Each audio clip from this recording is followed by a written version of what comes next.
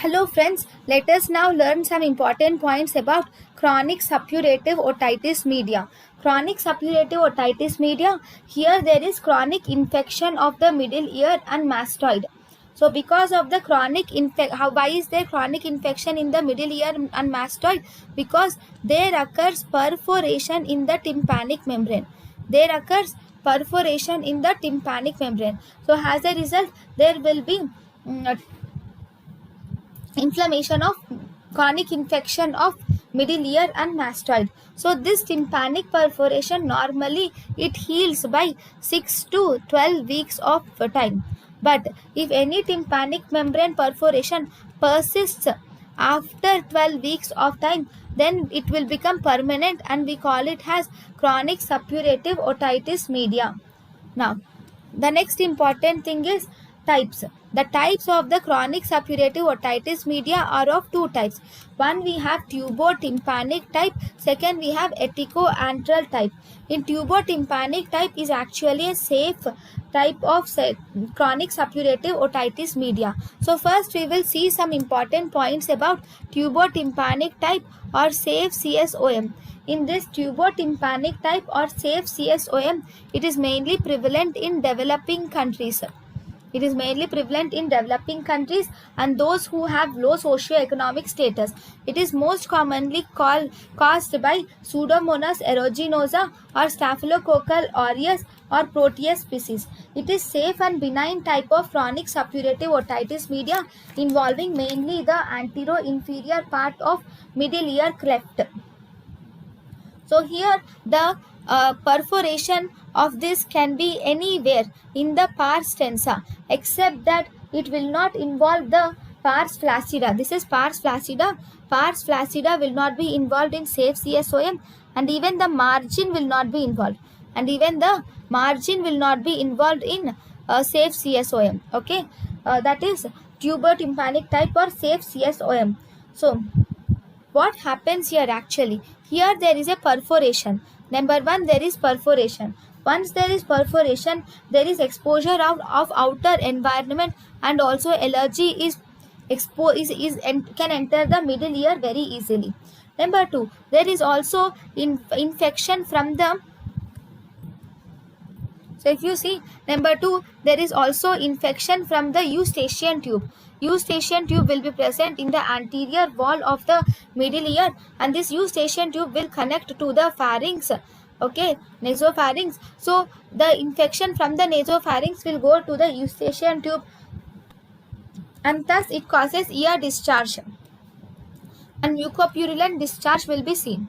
The complication of this is there will be necrosis of ossicles will be seen in these patients. The most common ossicle to necrose is incus is the most common ossicle to necrose. Then if you see the treatment is the treatment of choice in this condition is actually medical treatment. In the medical treatment, you will do oral toileting, topical and systemic antibiotics are given to the patient. Then we can also do surgical treatment, and actually in the surgical treatment is done if antibiotics, if you have given antibiotics to the patient for 6 weeks, and even after 6 weeks if there is infection persists, then you will have to do surgery, or if the okay. Then we have prerequisites. What about the prerequisites? Prerequisites is you should give the antibody. So first ear should be dry for 6 weeks. Ear should be dry for 6 weeks without antibiotics.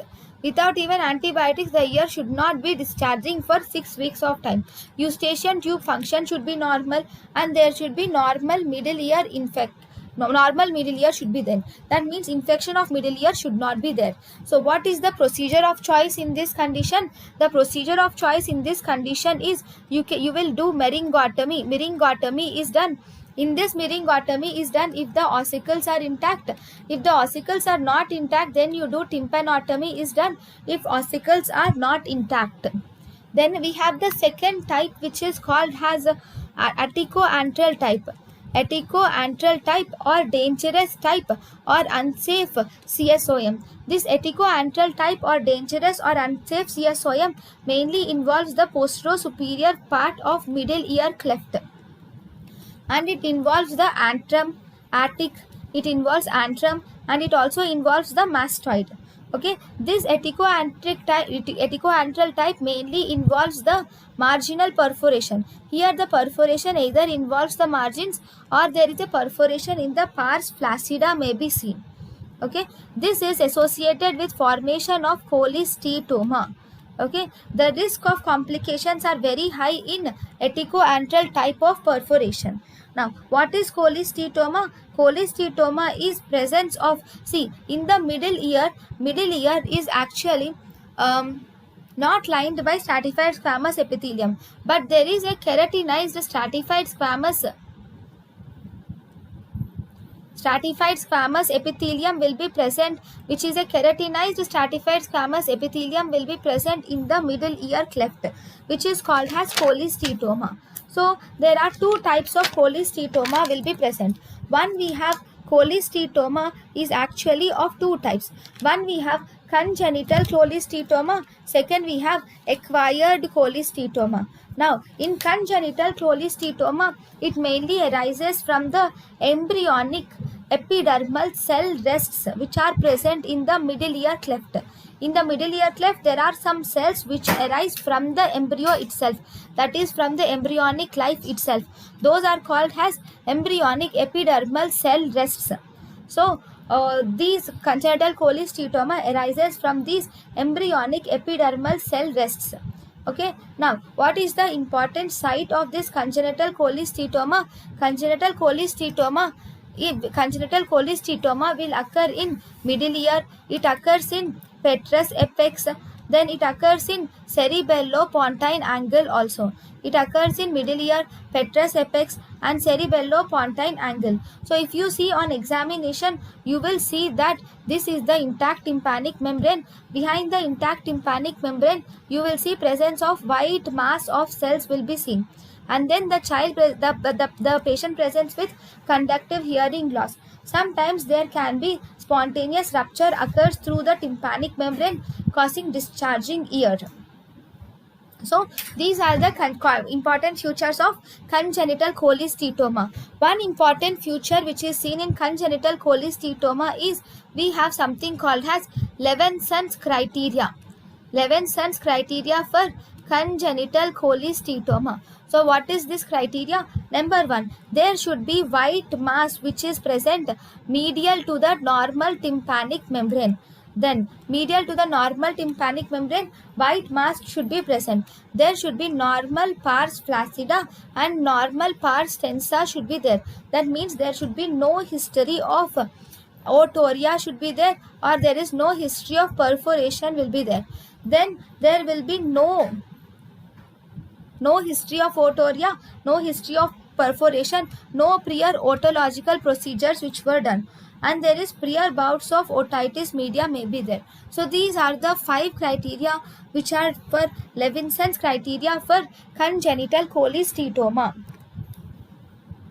Then we have some important points about acquired cholesteatoma.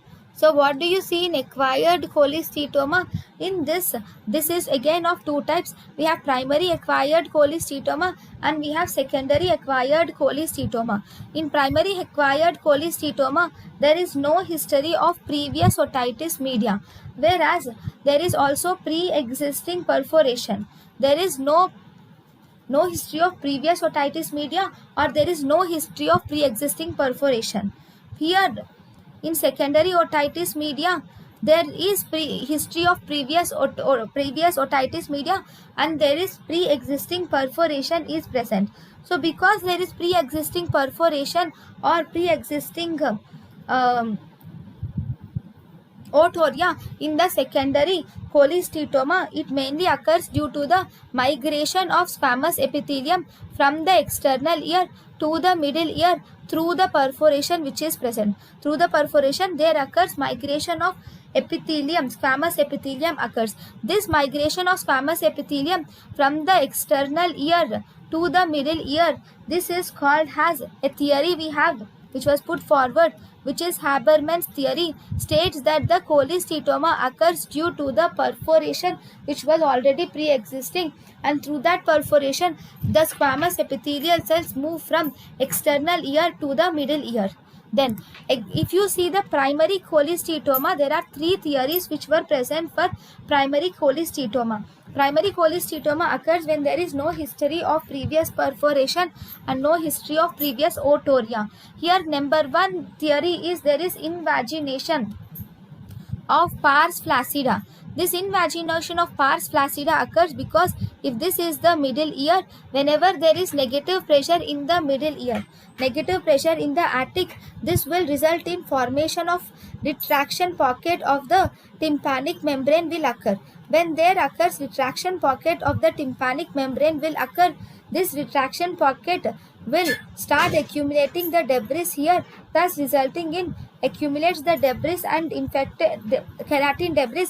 When this keratin debris is infected, it will expand to the middle ear and cause cholesteatoma. So this is invagination of pars flaccida.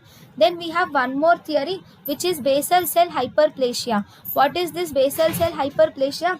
In this, there is subclinical infection, and in the pars flaccida, the basal cells, the basal layer of pars flaccida will start proliferating. Here, the basal layer will start proliferating.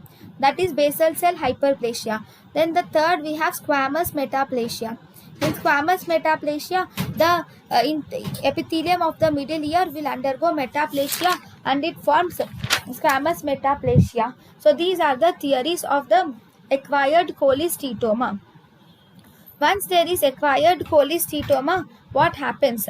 So what is the pathophysiology? There are two ways of formation of acquired cholesteatoma. First, whenever there is eustachian tube dysfunction, this will cause negative pressure in the middle ear.